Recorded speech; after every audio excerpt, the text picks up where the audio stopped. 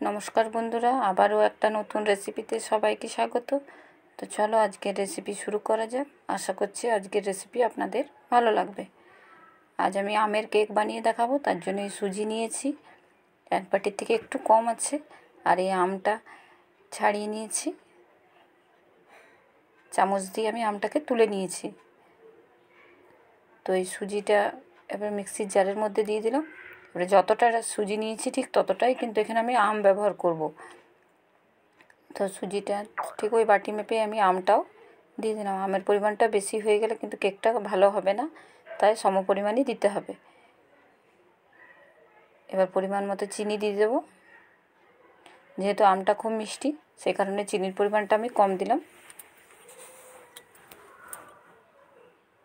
দিয়ে এবার ভালোভাবে মিক্সিতে আমি ঘুরিয়ে নেব। আর একদমই অল্প নুন দিলাম, যেহেতু মিষ্টি জিনিস তাই একটু নুন দিলে ভালো হয়, তাই একদমই অল্প নুন দিয়েছি আমি। কিন্তু ভালোভাবে মিক্সিতে চালিয়ে নিলাম। আর পেস্টটা দেখুন কি সুন্দর হয়েছে। এবার এটাকে আমি একটা বাটির মধ্যে ঢেলে নেব।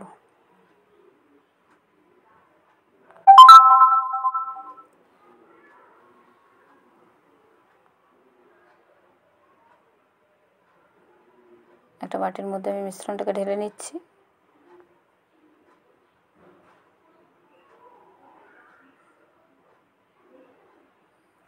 বাটিটার মধ্যে নিয়ে নিয়েছি। এবার আমি এর মধ্যে 3 চামচের মতো আটা ব্যবহার করছি। যে গমের আটা আমরা প্রতিদিন রুটি খাই, সেই গমের আটাই এখানে ব্যবহার করলাম। 3 চামচ ভর্তি ভর্তি নিলাম আমি। আপনারা চাইলে আটার পরিমাণটা একটু বেশিও দিতে পারেন। তো আমি সেই কারণে সুজির পরিমাণটা একটু কম দিয়েছিলাম, কারণ আমি এখানে আটা ব্যবহার করব।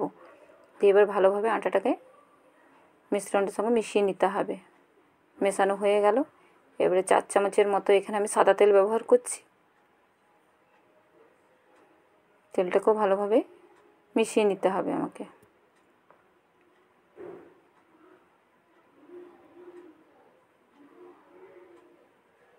এবার 10 মিনিটের জন্য আমি রেস্টে রেখে দিচ্ছি। তারপর দেখাচ্ছি যে কতটা ফুলে উঠেছে। বেশ শক্ত শক্ত হয়ে গেছে। এবার ব্যাটারটা গাঢ় হয়ে গেছে অনেকটা। এরপর আমি এর মধ্যে ইনো দেব। আর আমি আজ এটা ইনো দিয়ে বানাচ্ছি, আপনারা চাইলে বেকিং পাউডার দিয়েও বানাতে পারেন। ইনো আমি খুব বেশি দেব না, 4 ভাগের 1 ভাগ এখানে ইনো ব্যবহার করব। এতটা পরিমাণে আমি এখানে ইনো ব্যবহার করব। দিয়ে ভালোভাবে আবারও মিশিয়ে নেব।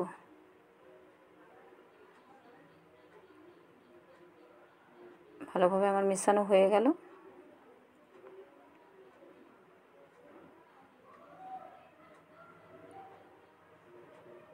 এরপর আমি যে বাটিটাতে আমি বেক করব, অ্যালুমিনিয়ামের একটা বাটি নিয়ে নিয়েছি। বাটির মধ্যে একটু তেল ব্রাশ করে নিলাম। আর একটা খাতার পাতা, সাদা খাতার পাতা গোল করে কেটে আমি বসিয়ে দিলাম।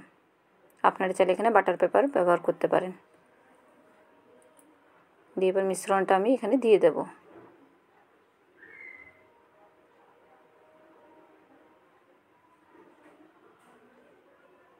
মিশ্রণটা পুরোটা ঢেলে দিচ্ছি।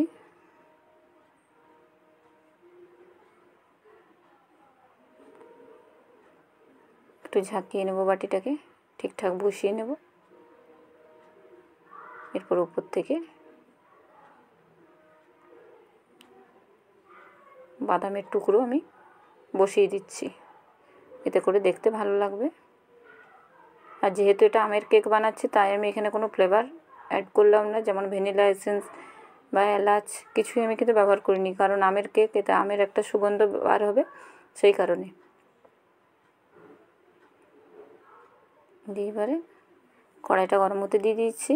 আর এরকম একটা প্লেট আমি দিয়ে দিয়েছি, তার উপরে বাটিটা বসিয়ে দিলাম। আপনারা চাইলে যে স্ট্যান্ডগুলো থাকে সেই স্ট্যান্ডও বসাতে পারেন। তো আমি স্ট্যান্ড বসিয়ে দেখেছিলাম বাটিটা কড়াইয়ের থেকে উপরে হয়ে যাচ্ছে, তাই আমি একটা প্লেট বসিয়ে তার মধ্যে বাটিটা দিয়ে 20 মিনিটের জন্য আমি বেক হতে দিচ্ছি। 20 মিনিট পর আপনাদেরকে দেখাচ্ছি কেকটা কত সুন্দর হয়েছে।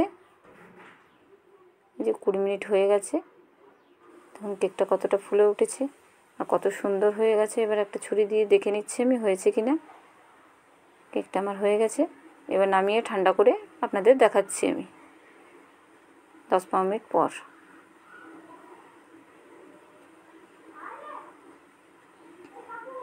ঠান্ডা হয়ে গেছে কেকটা। এবার নিয়ে চলে এসেছি, যে পেপারটা ছিল সেটাও ছাড়িয়ে নিয়েছি। এবার এটাকে কেটে আমি দেখাচ্ছি।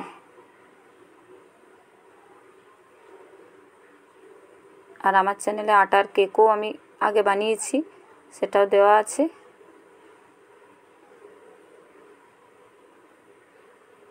আর এই কেকটা হেলদি করার জন্য আমি এখানে আটা ব্যবহার করেছি। আপনারা চাইলে এখানে ময়দাও ব্যবহার করতে পারেন, অথবা আটা ময়দা কোনোটা না করলেও হবে।